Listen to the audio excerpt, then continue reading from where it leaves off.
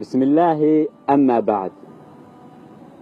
أنيقو هلكن فديا أيا وحن سو حسوستي حديث أوليهي حبيبكينا محمد صلى الله عليه وسلم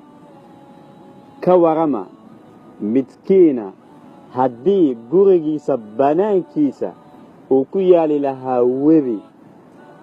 webigaasoo uu ku quwaysanaya maalintii 5 jeer miyaa laga yaabaa jirkiisa wax wasaq ah inay ka soo haraan saxaabadu waxay yiraahdeen maya rasuulka ilaahayow kadib nabiga sallallahu alayhi wasallam wuxuu ku yiri 5 salaadood waa sidaas oo kale qofka dhunuubta ayay ka tirtirtaa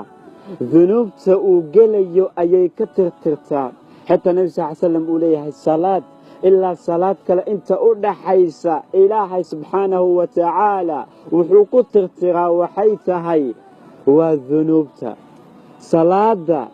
waa waxa kaliya cadaynaya inaad adoon u tahay ilaahay subhanahu wa ta'ala qofka waxa loo baahan yahay si ilaahay subhanahu wa ta'ala dhunuubtiisa uu u dhaafo oo ilaahay subhanahu wa ta'ala jannadiisa u geliyo nolol farxad uu u siiyo farxad uu ka dareemo qalbigiisa waxa loo baahan yahay inuu noqdo qof 5 salaadood ilaalinaya 5 salaadood waqtigiisa ku tukanaya 5 salaadood si khushuuca